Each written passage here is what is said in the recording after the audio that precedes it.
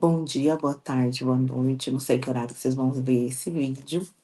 Sou Bianca Torres, diretora da Prefeitura Municipal de São Paulo, e hoje eu vou gravar mais um vídeo para vocês, mais uma aula que nós vamos falar sobre currículo. Aliás, as 3 aulas que vão subir hoje para a plataforma, elas vão falar sobre currículo, no sentido das orientações pedagógicas que a Prefeitura Municipal construiu, que é um material muito rico para entender os eixos, né, os 3 pilares que sustentam o currículo da cidade de São Paulo. Então, hoje eu vou falar um pouquinho sobre a educação étnico-racial, a partir do documento que nós temos, que são as orientações pedagógicas da educação antirracista, que é um documento extremamente vivo, extremamente importante para os nossos estudos. Então, bora lá falar um pouquinho sobre isso, gente. Vou ficar em segundo plano, e aí vocês vão verificando aí comigo, que eu tô aqui só falando, vocês vão observando a imagem, tá bom? Então, o que que fica de importante aí que a gente precisa considerar em relação ao currículo da cidade de São Paulo? Quando ele trabalha com 3 eixos, né? Que é educação integral, inclusão e equidade. Aqui, para esse material, eu vou destacar 2 eixos, que são inclusão, que se fala sobre respeitar e valorizar a diversidade. Então, essa questão da inclusão, ela não é somente para pensar as pessoas com deficiência, os alunos com deficiência. Essa inclusão é em relação a toda a diversidade, a toda a diferença que faz parte da sociedade e que está relacionada com a vida dos nossos estudantes, tá? O outro ponto que também chama bastante atenção, que a gente precisa ficar atento, é em relação à equidade. Todos os estudantes são sujeitos íntegros, potentes, autônomos e, portanto, capazes de aprender e desenvolver-se, contanto que os processos educativos a eles destinados considerem suas características, seu contexto e tenha significado nas suas vidas. Então, quando a gente fala sobre a questão da equidade, ela vai ser direcionada ao público nas mais diversas modalidades. Então, vou falar sobre educação especial, sobre jovens e adultos, educação do campo, a educação escolar indígena, a educação quilombola. Então, você vai perceber que quando a gente cita esses 2 eixos como que dão suporte para essas orientações pedagógicas, nós estamos querendo dizer o seguinte: que eu preciso fazer a inclusão de toda essa diversidade social que é existente e que faz parte da escola, como também eu preciso pensar em práticas pedagógicas, em ações pedagógicas que vão dar suporte para que esses alunos, com as suas diversidades e com as suas diferenças, tenham uma possibilidade de aprender e fazer uso cidadão do seu direito de aprender. Então, vamos observar que quando a gente vai falar sobre especificidades, nós não estamos excluindo, muito pelo contrário. A ideia é incluir e possibilitar esse caminhar dentro da diversidade. Então, dando continuidade aqui, vamos observar este material aqui. No currículo, nós tivemos uma excelente aula de currículo com a professora Thalita, e aí nós podemos observar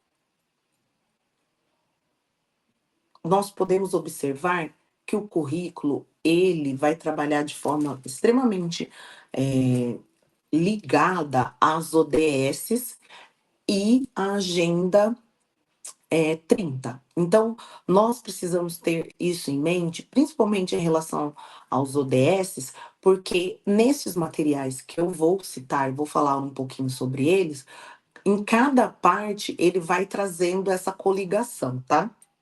Então vamos lá observar o seguinte. Olha aqui que legal que nós podemos observar aí. Dentro desse processo de reconhecimento das diversidades e de pensar um trabalho específico para essa diversidade, nós vamos ver o quê? Que nós temos orientações pedagógicas que vão tratar sobre a educação étnico-racial, sobre os povos indígenas, os povos migrantes e a questão da tecnologia para a educação, né, para a aprendizagem, na realidade. Então, esses 4 documentos, eles permeiam o nosso currículo e essas orientações, elas trazem vários caminhos para a gente entender e também, ter, visões práticas sobre isso.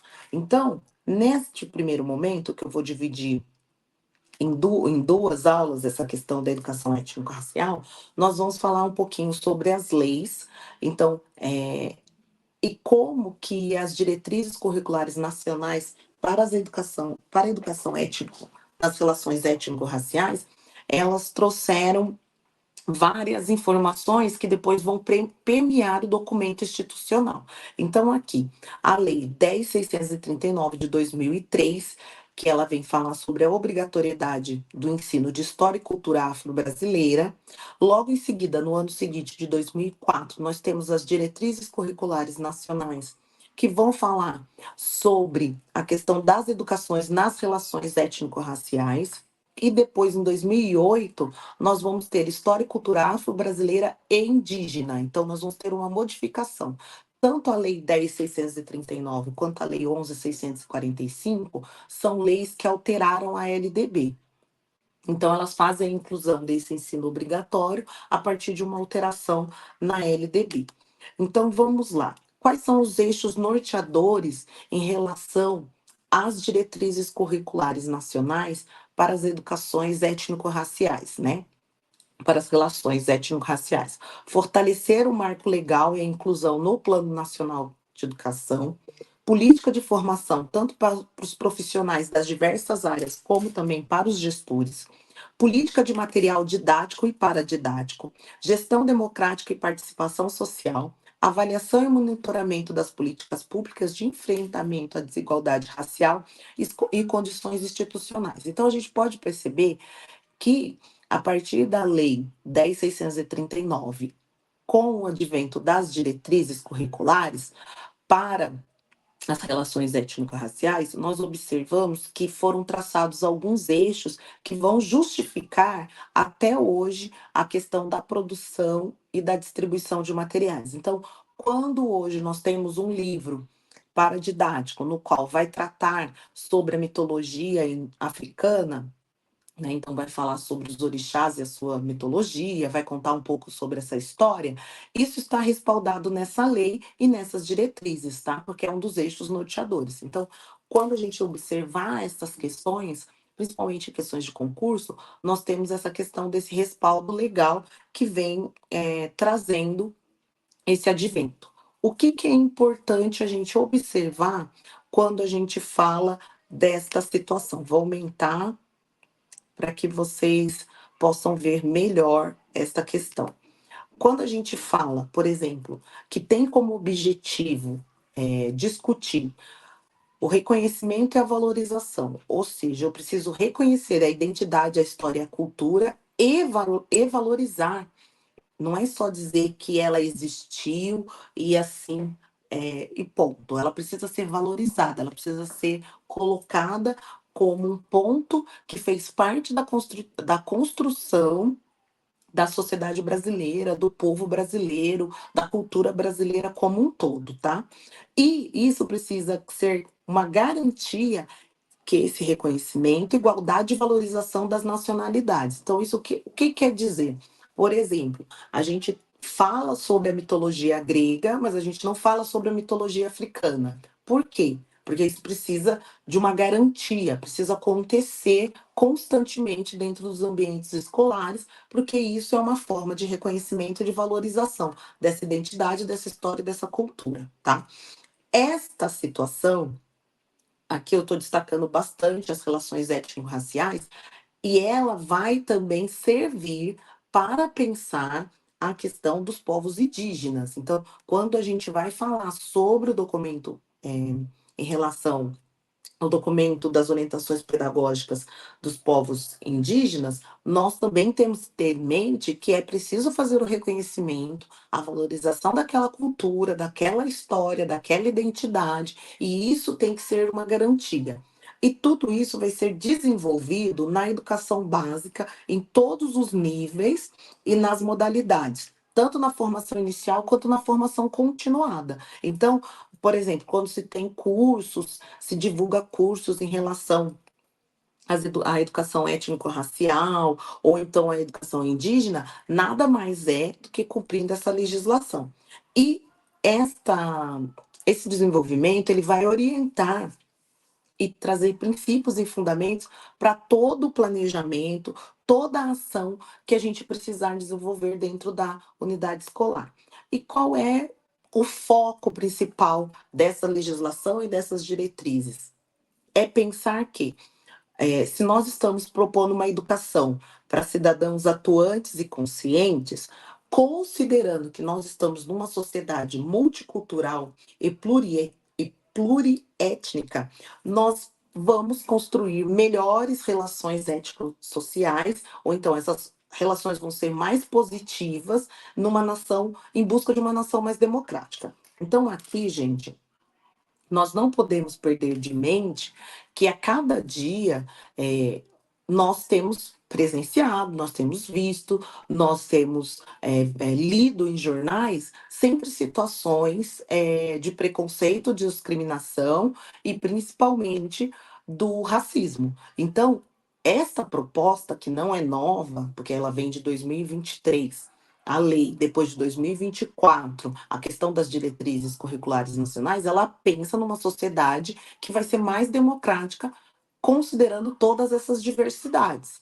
Então, isso precisa ser colocado sempre no PPP da escola, tem que estar sempre sendo planejado nessa perspectiva, ok?